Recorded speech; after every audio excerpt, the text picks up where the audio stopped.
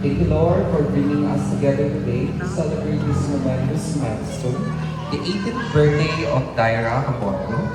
Thank you for the beautiful 18 years you have given to her, and for the blessings of family and friends who have guided her along the way.